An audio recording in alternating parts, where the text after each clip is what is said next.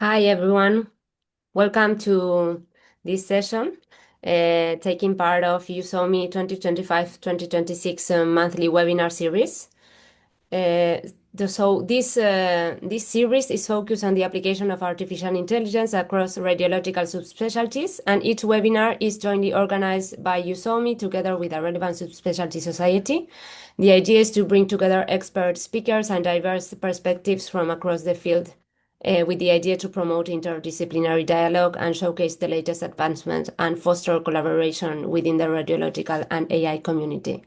So today we have the pleasure of having this collaborative session jointly organized with ESSR, European Society of Skeletal Radiology, and sponsored by Samsung, who we thank you today.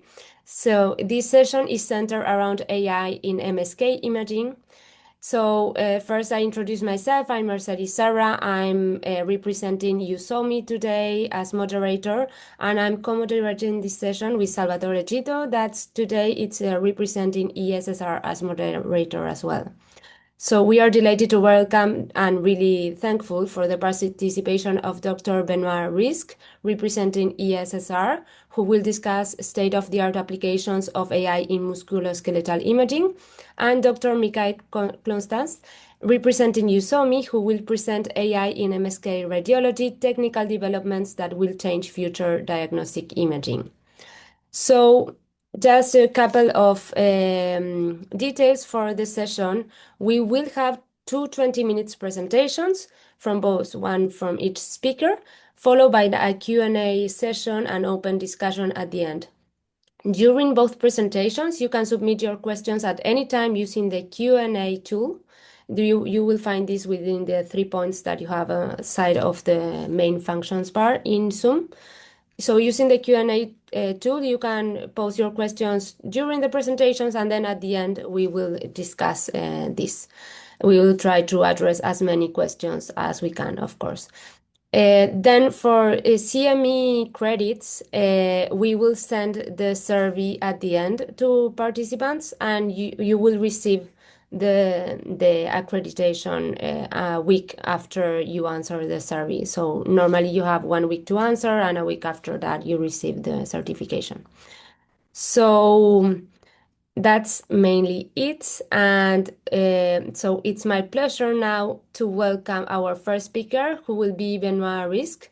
So Dr. Benoît Rizk is a board-certified radiologist, subspecialized in musculoskeletal radiology, Chief Medical Innovation and Quality Officer at 3R Swiss Imaging Network. Dr. Rizk co-developed an MRI AI solution and implemented AI at large scale in a 20-center private radiology network. His current research topics include using generative AI tools for quality control in reports, digital twins in oncology and cardiology, and cybersecurity. So, without further ado, I welcome Benoît and ask you to share the screen. That's perfect. Thank you so much. So good evening and welcome everyone to this webinar on behalf of EuSoMII and ESSR. I was formerly part of the board of EuSoMII, and I'm currently on the AI advisory group of the ESSR. So you're welcome to join if you're interested into these topics. We will cover applications in MSK Radiology with AI. So these are my disclosure. One relevant is holding G. It was part of Glimmer before it exited. Now this relationship is ended as the company was sold. The outline of the talk will begin to discuss state-of-the-art applications which are available clinically. We will focus on the CE marked one because you need them to be certified to use them clinically, and we are two European societies, so we'll focus mainly on this one. I will explain some lessons from my personal journey, developing, implementing, and monitoring all these tools, and we'll discuss a glimpse into the future to see potential perspective and our responsibilities as European societies into shaping the future of our fields, MSK and AI in radiology. What we won't have time to discuss will be a state-of-the-art research, which has been focusing recently on large multimodal data sets and foundational models and digital twins and agentic orchestration. Probably Mike will tell you in the second talk a bit about agentic orchestration. This year, for instance, the RSNA challenge will focus on MSK with an EMRI AI challenge.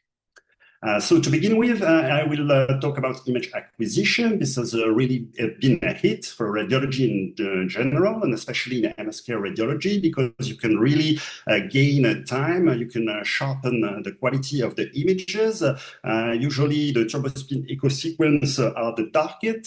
And it's a combination of parallel, of SMS simultaneous multi-slice imaging and compressed sensing, which are paired to machine learning techniques. So you can really have some acceleration of your routine examination. So you don't have any integration effort. It's embedded within the equipment. So once you buy a new equipment with this kind of tools, you have it and you have a return on investment, which is really evident if you have a demand or a waiting list, because you can accept more patients. It's especially suited for patients who are claustrophobic, for instance, or for the pediatric population, because you can really decrease the time the patient spends into the equipment, and that enhance the experience of the patient. You can also use these techniques. You have a different name for different vendors to decrease the bit motion artifact, or also to get faster, basically.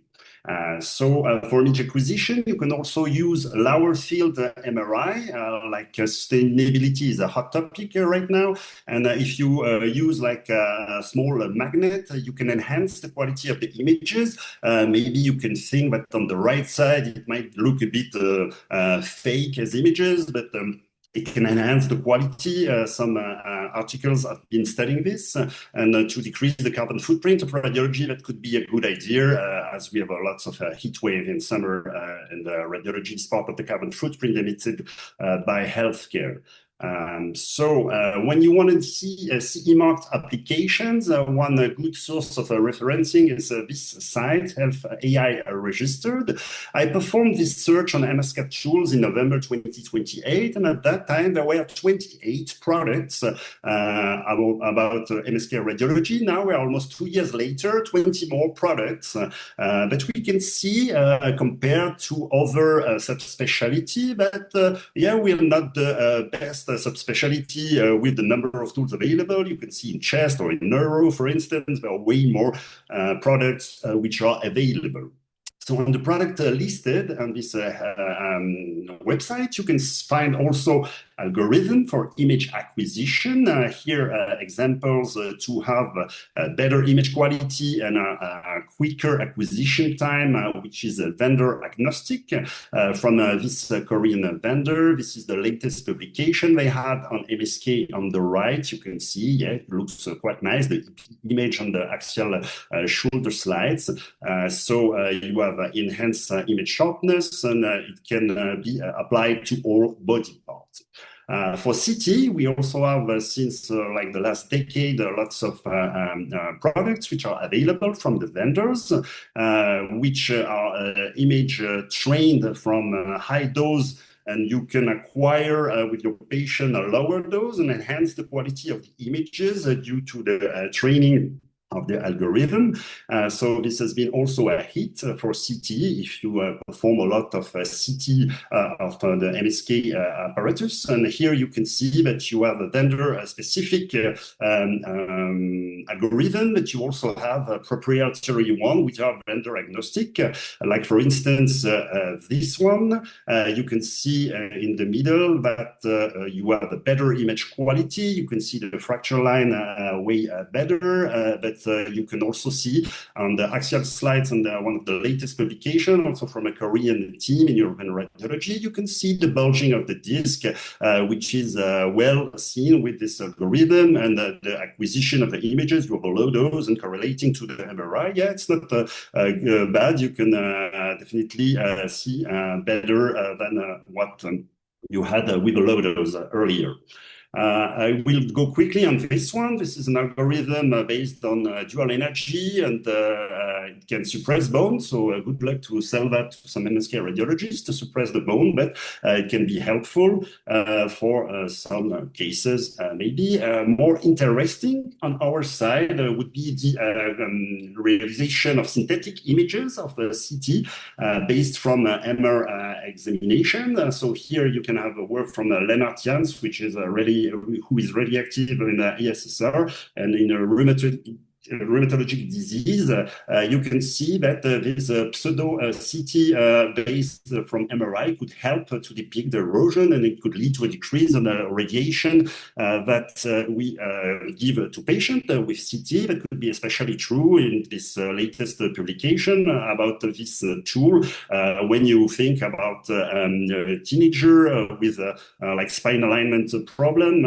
So if you don't need to do a CT, that could be helpful, and with MR, with synthetic images, it could help. Another, yeah. I'm so sorry to interrupt you like this. I sent you a message, but some of the slides, like they take some time to load, and everyone's seeing it a little bit glitch. So I don't know, maybe if it's the presenter mode or something you can change maybe I easily. will go out of the presenter because mode. it's a pity we lose some information. Okay, Sorry. here do you see more? Yeah. Yeah. Okay, so this is another algorithm to create synthetic images. You have like a T1 and a T2 image, and you can create a steer, and you don't have to acquire it. So this is an example from a spin-off from Stanford, which is mostly in neuroimaging, but it could be helpful also for spine and for MSK radiology.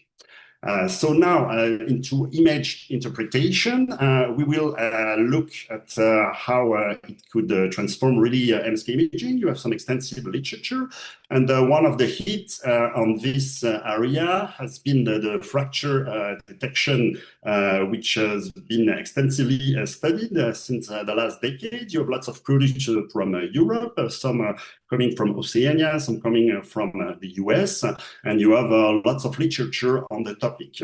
So the different tools which are available, you have lots of them which are CE marked. So now you can decide which tool shall you use. So maybe each one of them has their strength. It depends also on the anatomical localization. If you want to see if the tool is good, maybe you can have a try, and you can also, if you want to do some triage, you would need a good sensitivity. You can change also your workflow based on this tool. So why would you do that? Because we have a lot of examination like this to read every day. And when you have like a bounding box like this, it can help you to be sure you don't miss anything, or to go quicker when you have a lot of examination like this to read. Another cases where it could be interesting, it's the complex cases like this one, lots of malpractice cases from wrist injury. Here we can see that with the X-ray, we can see on the second metatarsal there's a fracture, but there are like 5 different fractures of them, so it could help you to depict not only one fracture, but a lot of them, and you can go faster. This is another example from our practice where we saw that the doubt scaphoid lesion was not taken into the report by the radiologist, and a couple of months later you can see that there was really a fracture, and you also have now pseudarthrosis, so this would be a malpractice case. So we decided to maybe change our workflow when you have a fracture doubt, maybe to be sure that there's no traumatic settings, and to maybe perform a CT or an MRI because we don't want to have this case, and here this kind of tools can really help. So it can, as I told, help you to triage a bit the examination. So now you have in your packs some secondary captures, and more you do have the pre-filling of the report with this fracture detection tool. So that could be helpful if you have a lot of examination like this. Since the last 2 years, we saw a lot of examination about fracture detection CT. Lots of products are available for the spine fracture, also for the rib fracture. So you have some vendor algorithm and some proprietary algorithm that are available. So if you have a lot of emergent cases, that could really help, maybe also the learning radiologists who will face like body trauma CT to help not miss a subtle fracture, which could be really impactful for the patient. Let's talk a bit about MRI of the joint. It's also a field of research since the late decades. We had a systematic review last year in European Radiology about deep learning models for knee pathology. 2 different products are available in Europe, and the performance are really promising. You have sensitivity, specificity, and accuracy, which are all around 89 or 90%. But for the people from the ESSR, if you're an MSK specialist, they may not be so useful, but maybe for general radiologists, that would really help to gain certainty into their report, and maybe also some gain time. 2 products are available in Europe. I was involved into the developing of this one, so it was interesting to know how to build this tool, the architecture behind, how you really create a data set, and to participate also to the clinical validation of this tool with publications. The radiologists, we are really important, and we might be even in the future like AI product manager, because we really know what we need in our clinical settings to help us. So I would really encourage the younger generation to get on board into AI project, to be part of the development of this, because you really gain a lot of insights. So we decided this because in Switzerland, we had a lot of knee MRI with the ski slopes in winter, and we could prove that it was especially helpful for general radiologists. When you pre-fill the report with the AI output, you can gain time, but for the MSK specialist, it's already efficient, so that might not be the best tool if you are an MSK expert. Coming to the bone edge, this is one of my colleagues, old school radiologist, who previously opened the Relation Atlas book to read the bone edge. And now you have plenty of algorithm which can do this. So how does it look like? You have this kind of data enhanced images, and the pediatrician, especially in Switzerland where I work, they really like it. They ask us about it when we don't perform it. And we could prove with the pre-filling of the report, also with the output of the algorithm, that our pediatric radiologists could gain like 55% of their time. That's just check that there's no bone lesion, no bone discrepancy, and they can validate the report. They don't need to open the Relation Atlas book anymore. So this is also a hit for radiology. In MSK Radiology, we also perform a lot of measurements. Lots of products are available. It's tedious, it takes time, it's not often reproducible. Even if you yourself, you perform the same measurement the next day, you might not have the same measurement. So here, lots of tools which are available also, and depending of your settings, if you have lots of examination like this, that could really be helpful. For osteoarthritis grading, we have 3 tools available in Europe. Also, depending on your settings, if you have a lot of rheumatology case, it could be helpful. Maybe the end user could be also the orthopedic surgeon or the rheumatologist if they have the X-ray machine on their own. So that could be also work that is automatized with this kind of tools.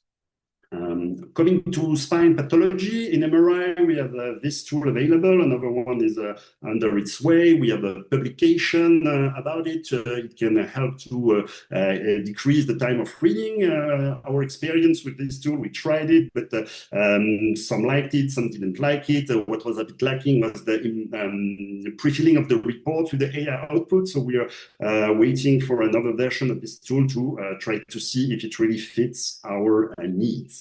Coming a bit to oncology, MSK, this is the field of Salvatore and Gitto, one of the moderators. We have lots of tools which are available in research, but since the last 2 years, we've seen also tools which are available commercially, not for rare tumors, but mostly for metastasis or for tumor burden of the bone assessment. So that could be really helpful in the future. Here we can see one example. As you can see on the left, okay, you see this small lytic metastasis. Maybe it's helpful. You can see on the right here, it's a false positive. It's a small nodule. So maybe try every of the tool you would like to implement to see if it doesn't slow you down with too much false positive or negative. Coming to body composition, this is also a hot topic in radiology right now because we can extract more imaging biomarker from the routine imaging that we perform. There are some tools in DEXA, but also coming in X-ray, where you could on a routine X-ray have some kind of bone fragility assessment report. We could help you to detect the fracture of the osteoporotic patient before the fracture happens. So that could be really helpful to decrease the cost on the healthcare of patients who have like a spine fracture or a hip fracture. And we know that costs a lot. Three different tools are available also for CT to help people to have an evaluation of the bone mineral density when you read some examinations. So most likely in the future, we will have some quantitative tools like this to help us to identify earlier the patients with osteoporosis.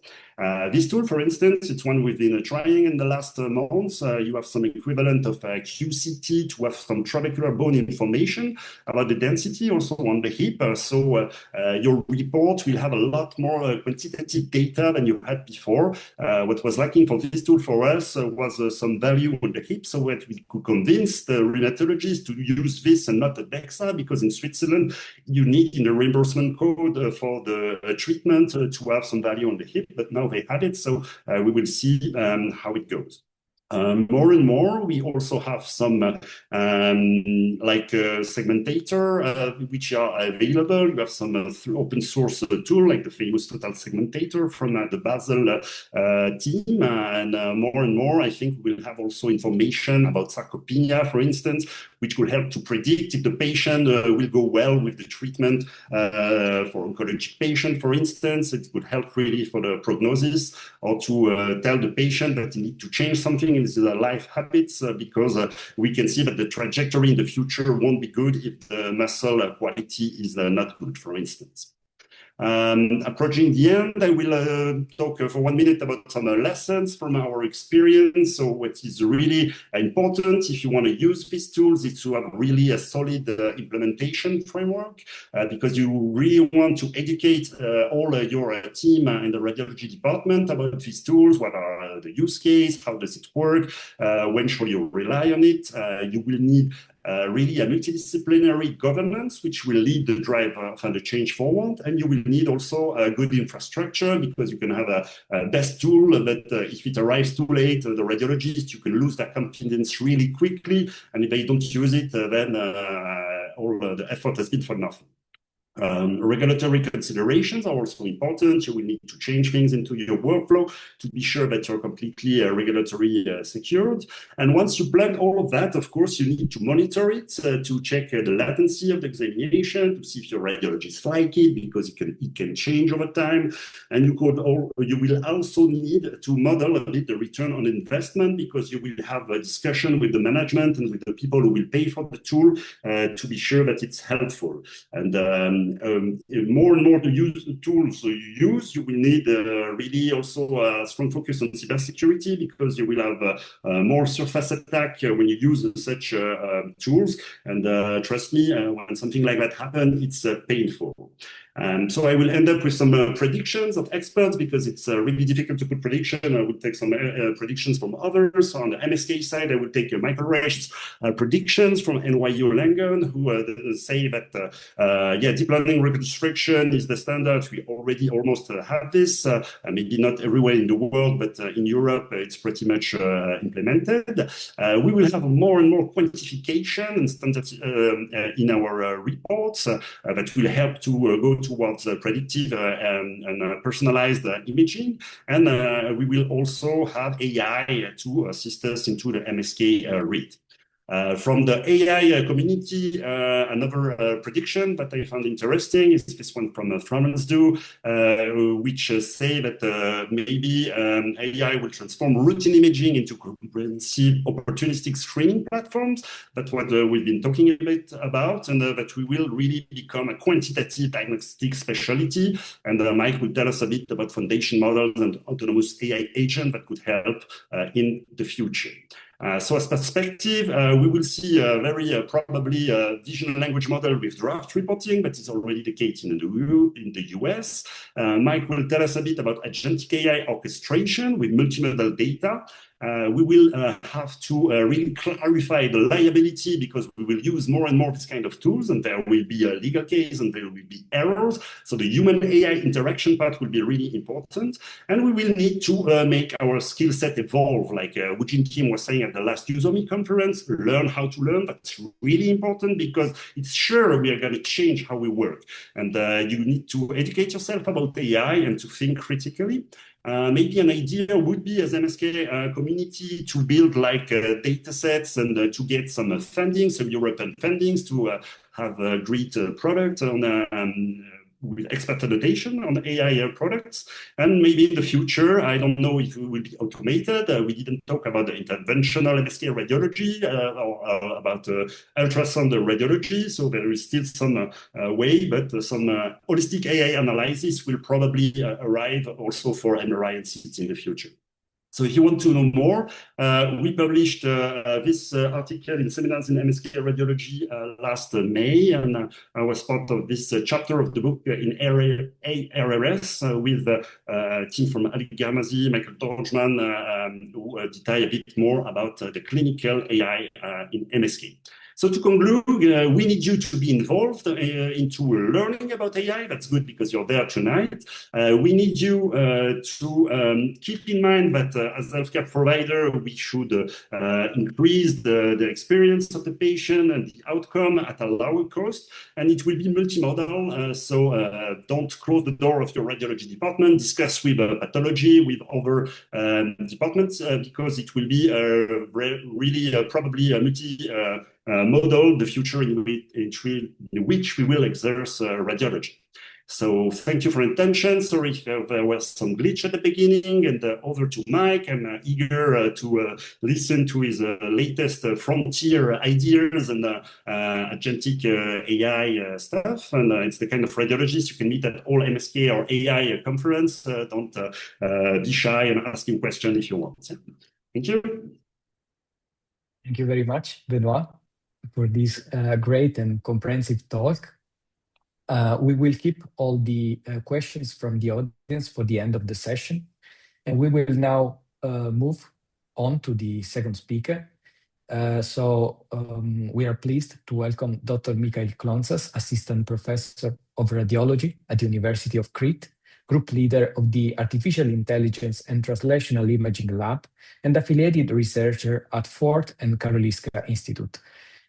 Dr. Klontzas has a dual PhD from Imperial College London and University of Crete. His research focuses on AI and musculoskeletal radiology. He is Associate Editor of Radiology Artificial Intelligence and Section Editor of European Journal of Radiology. He has leadership roles in EuSoMII ESSR and EDiR. Is also author of more than 140 scientific publications and editor of 2 Springer books on AI in radiology and recipient of multiple international research awards. Please, Mike. Thank you very much, Salvatore. Thank you for the introduction. I would like to thank ESSR and EuSoMII for the kind invitation. And of course, my friend Benoît for the great introduction and the great first talk that gave all the important information that any radiologist needs to know about the current clinical applications of AI in MSK Radiology. The talk that I will give within the next 20 minutes or so will take a step backwards from what Benoît presented. We'll go back to the more of the research side, but also a step forward to the future as what I see as the future of the MSK radiologists that will use AI in the future. These are my disclosures, and mainly I would like to say that together with Benoît in the AI advisor group of ESSR, and also a member of EuSoMII, you can join us on both sides if you want to get involved into AI. And in this presentation, I will first tell you what the AI thinks that will the future of MSK radiology will be. Then I will give you my take on some of the recent technical developments that will lead the future.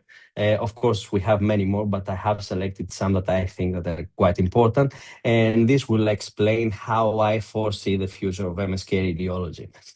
So when asking AI how the MSK radiologist of the future will look like, this is what it gives. And it is a radiologist that sits in front of several screens looking at images that are AI enhanced with information from segmentation models, detection models, measurement models that Benoît already nicely described.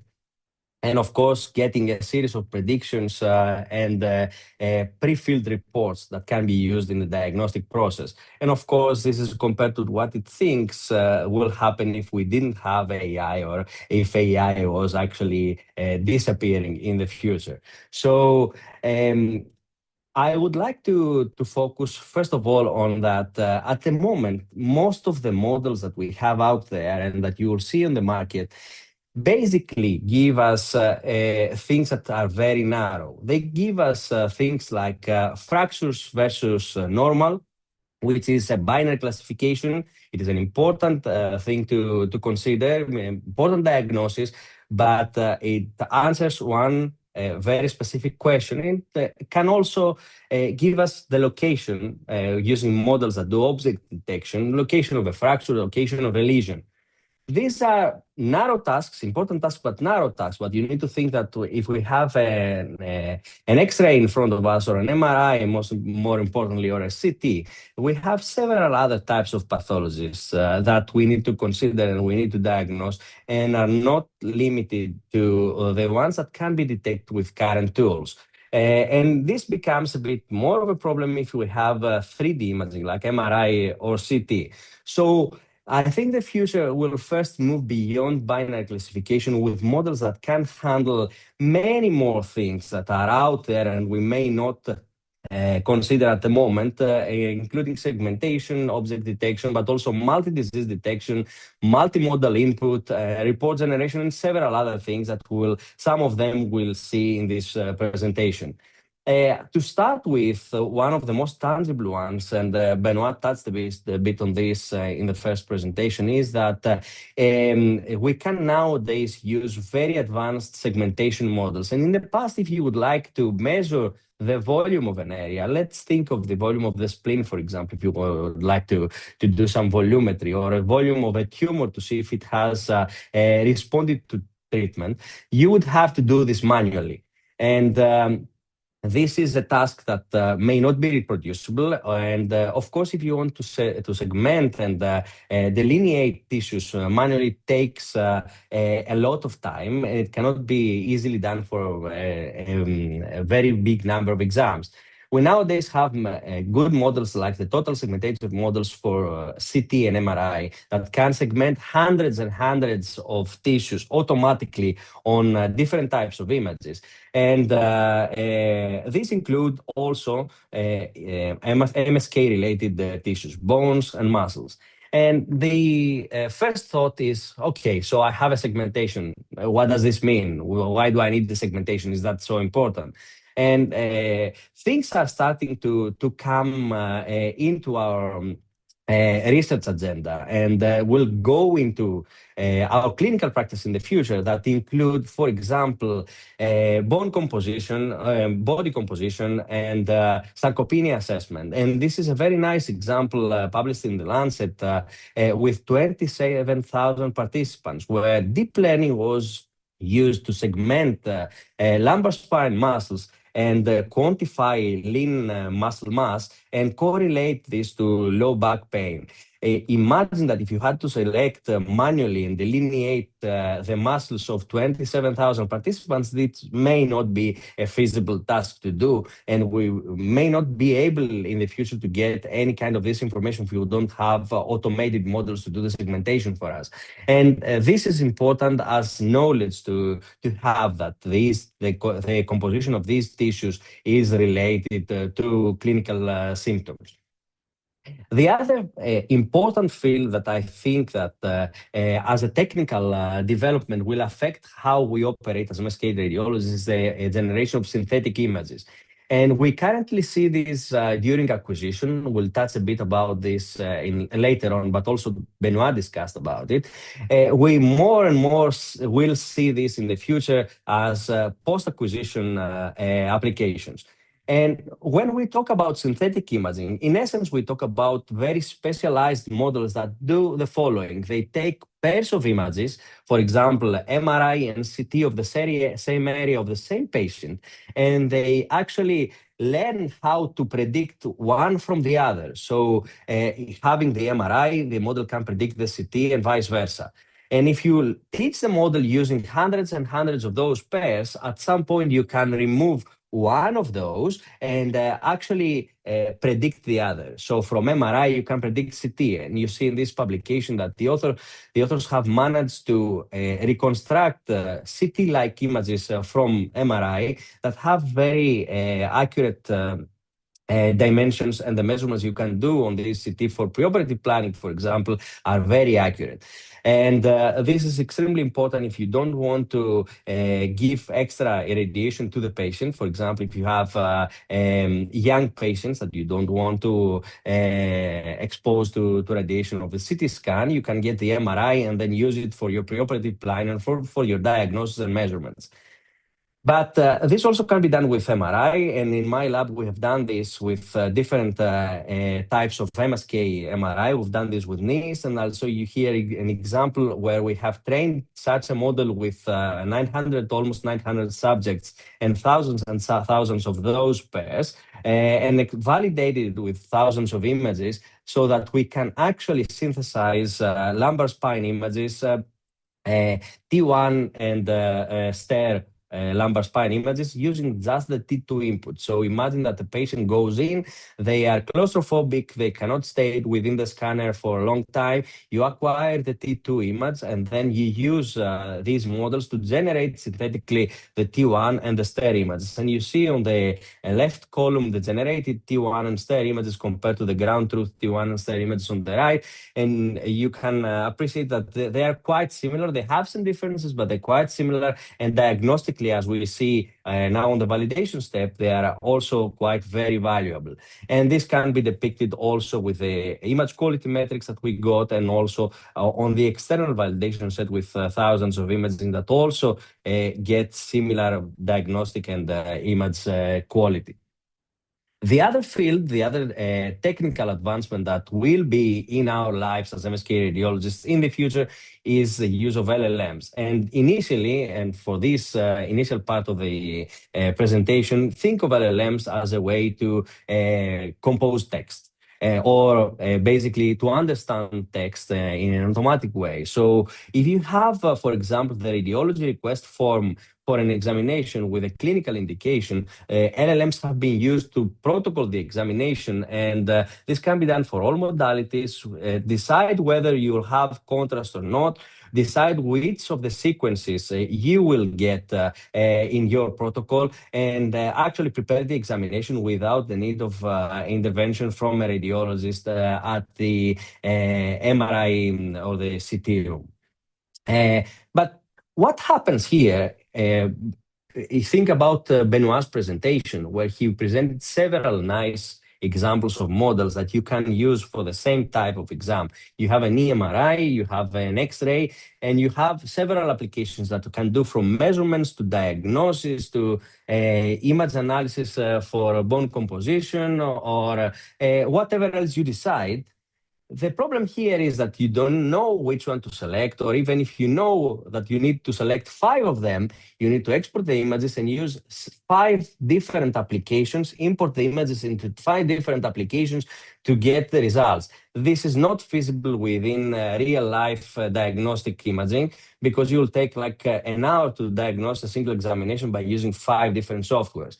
So I think the biggest of the advancements, and it's good that Benoît has also already foreseen that I would discuss about this, is the development of foundation models.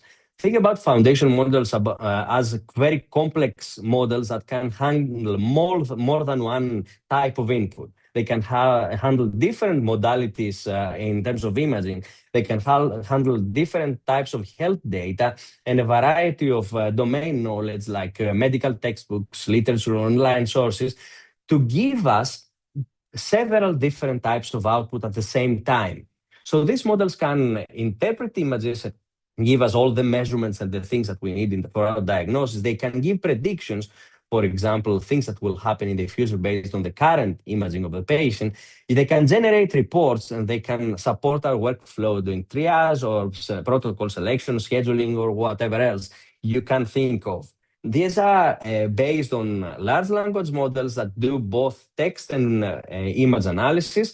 And an example is this EuSoMII MRI. Is an open model that does this. The model can do, for example, from image reconstruction, it can reconstruct images from undersampled MRI data and reduce the time of exam, accelerate the examination process. It can segment tissues. It can detect abnormalities, see, for example, the meniscal tear on the top right, and it can generate full reports based on the things that it can do. The several sub-modules of the foundation model give us nice reports, like the bottom right of the MRI knee report that looks like a report that could be generated by an MSK radiologist. So this brings us to what you will see in literature called the generalist AI. So we move from testing binary classification models, which is the norm at the moment, fracture, no fracture, to a model that can detect hundreds and hundreds of pathologies. This is quite complex. And for example, there is this very nice foundation model that does this on CT scans, abdominal CT scans, and can analyze hundreds of abdominal pathologies. It can analyze the degenerative spine disease that you will find on abdominal CT, and it can give predictions for the future and generate reports. But for this to go into clinical practice in the future, we will face a problem. And the problem is that if you need several years and millions to get the CE mark and the FDA approval for one binary classification task, think of a model that does 100 different things, and you will need to get certification for every single type of diagnosis or process that the model undertakes, which means that the process is quite complex, and this model will take models will take some time, but will actually, I think, will dominate what we do in the future. The models that you have already seen by Benoît and my presentation are already, to a certain extent, incorporated into commercial machines. And the most important example is synthetic imaging. And you will see that most of the new scanners that you will buy or use have some type of image synthesis there. You see here an example. On the top, you see standard sequence of elbow MRI. On the bottom, the deep learning enhanced sequence. The quality is quite similar. the diagnostic capacity we have from both types of images is quite similar. The difference is that with the standard sequence, you need 15 minutes to acquire. With the deep learning enhanced, you need 6.5 minutes to acquire, which is quite a reduction in time, and it's extremely important. So you already use this. You have seen these results in your clinical practice without even noticing that this passed into the new machines. Segmentation models. You see, for example, this Samsung system can segment nerves on ultrasound. It can do it in real time. You see here an example with the superior middle genicular nerve, and this can help guide procedures and can help identify nerves in cases where the identification of the nerve is quite complex, for example, within deep tissues. And this, the models are starting to be robust. This applies also to the image synthesis, but also, for example, the segmentation models.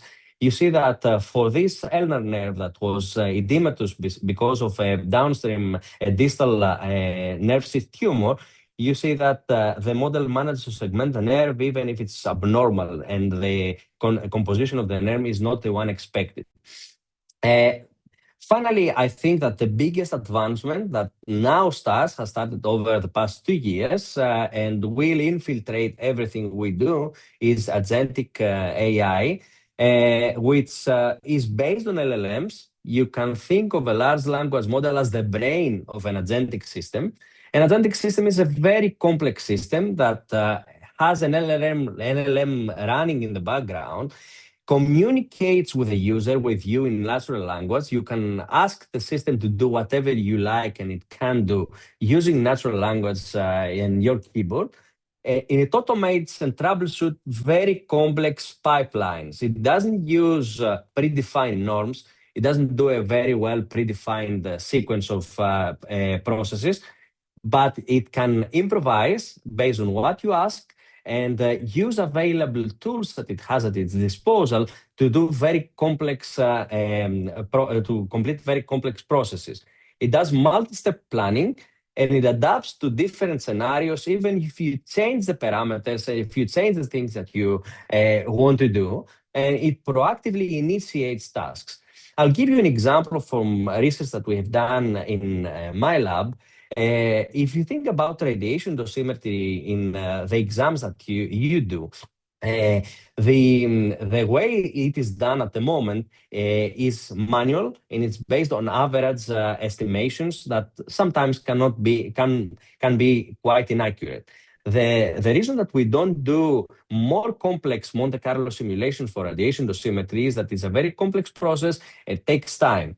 So we have created an agentic system that basically takes as input only the PET-CT exam of a patient, and using several tools that it has at its disposal, it can actually do the whole process automatically and export those maps. And this is a PSMA PET scan. You see that we can see the radiation dose that goes to bone metastasis of this prostate cancer. And you can use this, for example, for theranostics purposes as well.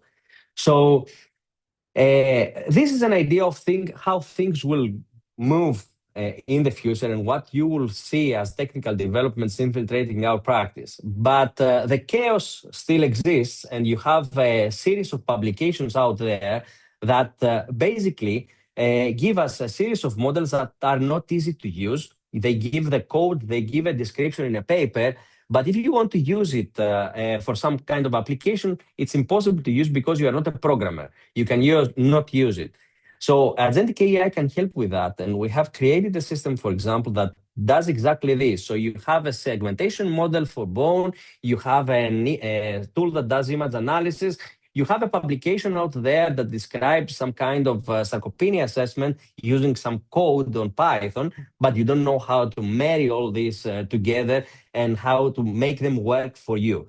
So you can use such a tool to ask it to ingest every single component, every different model, read the relevant papers, read the code, incorporate them into the system, and create a complex ecosystem of tools that can orchestrate complex pipelines and work together. For example, you can ask the system to go on your PACS server, select a series of MRI knee exams, and do, for example, some detection of disease, some meniscal tear detection, analyze the composition of muscles for sarcopenia, generate a final report, export the report back to PACS.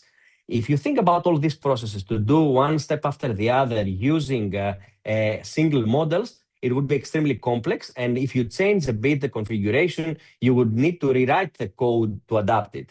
So with agentic systems, you can actually do everything automatically. You describe what you want to do, and the system does it for you, combining available tools, reading the publications, and exporting what you want to export. So any kind of process that you can imagine, and it's complex, and at the moment is very, very difficult to use in clinical practice, it can, in essence, be automated and come to your hands, even if you don't know how to code or use these complex advanced models that you see in literature. And this leads basically back to the generalist radiology idea. And generalist AI is not just doing things that will automate clinical stuff. It's basically putting things together that will first improve the clinical utility of AI models, but also it consolidates solutions and streamlines the due diligence, cost comparisons, if you want to decide which ones are better for you to buy and spend your money on. And of course, it solves financial, operational challenges, regulatory challenges, and a series of considerations you need to take into account when ingesting AI tools in your clinical practice. So at the end of the day, I agree with the prediction of AI that we will be the radiologists sitting in front of a screen, getting several AI-generated predictions there, well-validated AI predictions, pre-filled reports, and we'll have automated processes that will actually help and accelerate the diagnostic process. Will be the center of the system, will be deciding which ones to take and which ones to reject. But at the end of the day, our life will be made easier, and a series of things based on the newest technical developments will actually make the whole process more fun for us and diagnostic MSK radiology better in the future. Thank you very much, and I would like to invite you to our EuSoMII annual meeting this October in Crete, where we'll discuss most of these advancements, and you will get a better idea of all the technical work around AI. Thank you very much. Thank you very much, Mike, for this great lecture. We will now move to the question and answer session.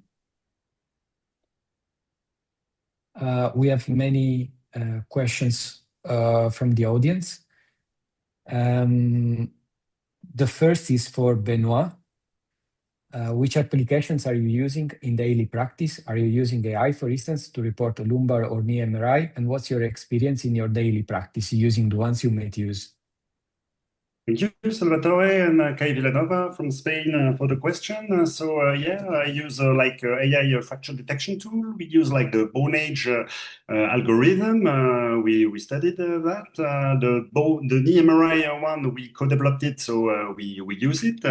And we also have for measurements, which is really helpful when you have a lot of measurements to perform. You can do a screenshot or put the secondary image as a key features, but also discuss with your orthopedic surgeon, because maybe he doesn't read your report at all, so you don't need to spend some time. But really, it's helpful. As I said during the presentation, we've been trying the spine MRI tool, but for the moment, it was not completely a hit for us. Most of the radiologists were not really happy, and we as the governance team, we thought that there were some interoperability features that were lacking, but we might give it another shot. And we've been trying this tool for osteoporotic screening on thoracoabdominopelvic CT, and we want to discuss maybe with the patient representative or with the insurance representative to try to find a pathway to reimburse this kind of tool. But for the moment, it's not like the standard of care, it's the DEXA, so we need to be involved if we want also the reimbursement to change. Thank you very much, Benoît. We have other questions. Actually, I think you both can answer. How AI is helpful in detection of stress fractures, and how can we use AI in musculoskeletal ultrasound, particularly in sports injuries? Yeah, so for my knowledge, I think the models for fracture detection, I haven't tried the 10 solution, but for the one we used or tried, they were not trained really on stress fracture. So they really are trained on acute fracture. You have a fracture line, you have a disruption of the cortical bone. This is really the ones that the tool recognize, but for the best of my knowledge, they are not trained really to recognize the specific features of the small periostal position that would lead us to a stress fracture. And I don't know, sometimes you don't have like any abnormality on the X-ray, and you saw it clearly on the MRI. I don't know, maybe we should try some tool with normal X-ray, but with pathologic MRI to see if it works. Maybe sometimes we could be surprised. I think for the stress fracture detection, I don't know off the top of my head any application that does this or markets this as an option. We've done research work on insufficiency fractures, so that could be extended to stress fractures as well, but that has not reached practice and hasn't gotten any regulatory approval. So research-wise, there are things that can be done, but I don't know of any relevant tool to stress fractures. And for AI and MSK ultrasound, I can say that we have been using for some time now the Samsung system. Thank you, Pradeep.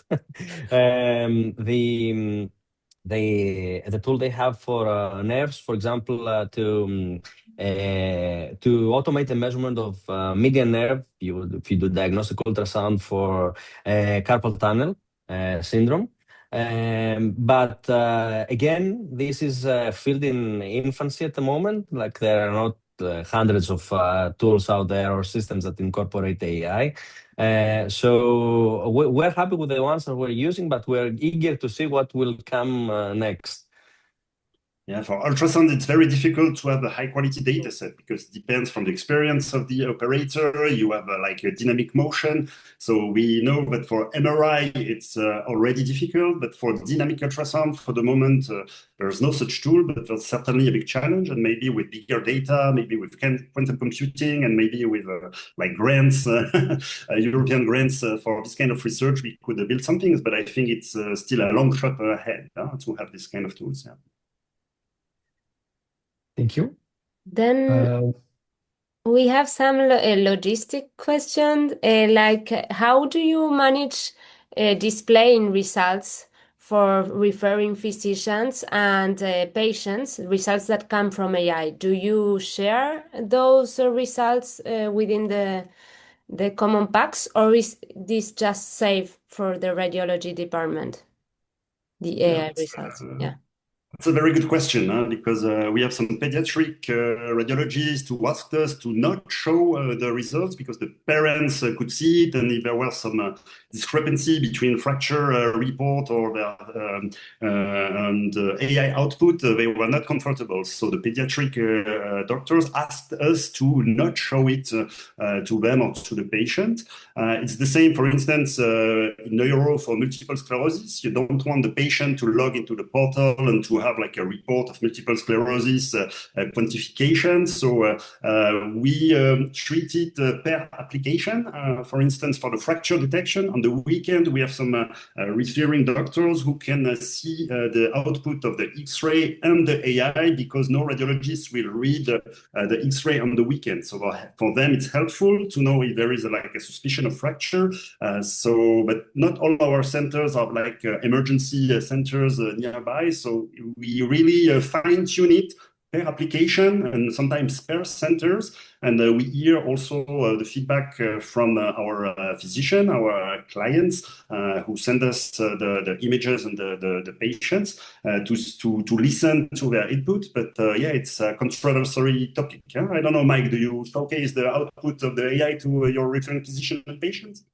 Yeah, well, initially it was not our decision in the sense that the way the systems that we use analyze images and send images back to PACS, we didn't have the option to exclude them from the referring physicians. So at the end of the day, every prediction that we have, for example, for the fracture detection tool that we have in our hospital, is also displayed for the referring physicians, for everyone basically.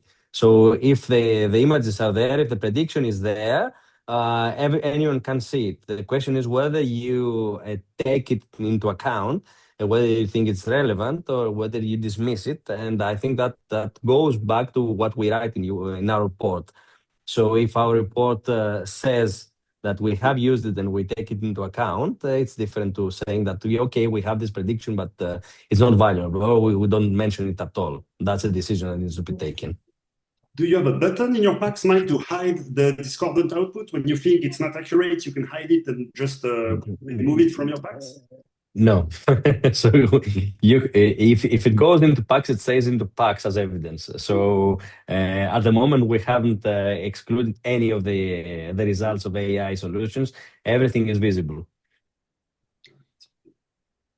So if you don't agree, you add an actual sentence in your report saying why you don't agree with AI? Well, in most of the cases, the fracture X-rays do not get the report into PACS. So it's a process that is used internally in the emergency department in our hospital. And if you write an official report and you want to use it, you write it. If it's basically the selection of the person writing the report. It's a preference, a matter of preference. I would write it, and I would also write it if I don't take it into account, because if someone takes the images and they say prediction and you don't report that prediction, they need to know why. So I think that I would write it. Yeah, we have it per default in the standard reporting for mammography because it's like a standard state of the art, but not for the other applications. So, but sometimes the radiologists put the key images with the AI output, for instance, the volumetry of a lung nodule with the doubling time or so. So sometimes it's clearly obvious, but we add the AI because we put the key images and also in the report. Makes sense. Yeah. So I don't know, Salvatore, if you have another question. If not, then we can close with the ESSR, the people that want to get implicated. Yeah, okay. I think we actually we have many questions. Unfortunately, we cannot. We have no time for all. I just wanted to ask a last question, which is for Mike. Are there any specific foundation models that you would recommend for MRI, specifically for research in MSK field, which usually dealing with quite heterogeneous 3D data, like multiple locations, no standard sequences, because not all of them are open source? Indeed. So I will talk about the open source ones. And we are currently working on a couple of projects that use foundation models. I think the Omni MRI model, until at least 3-4 months ago that we did the last literature search, was the only one that was covering sufficiently MSK radiology, but for this also to very limited extent. Is not something that can replace an MSK radiologist and a report written by a specialized person. So research-wise, you could try, for example, Omni MRI, but I think that we need to have, but there is a big need for models that will actually do more specialized work on MSK. Usually the models that you see out there are for emergency department things like abdominal pathology or head pathology, but MSK, which is more on the outpatient side, or it doesn't deal with MRI on the emergency settings, we don't have many models out there. Okay, thank you very much. I would like again to thank both speakers for their great presentations today. I would also like to thank Mercedes for co-moderating this session with me. And thank you, the audience. And also I'd like to remind the next EuSoMII webinar, which will be about AI in abdominal radiology, a joint initiative with ESSR, with the speakers Roberto Cannella and Annarita Pecchi from Italy. That will be on October 22nd. I would like to thank you again and see you in Crete at the next EuSoMII meeting. Thank you. Thank you so much. Thank you for the great presentations. Bye-bye. Bye. Bye.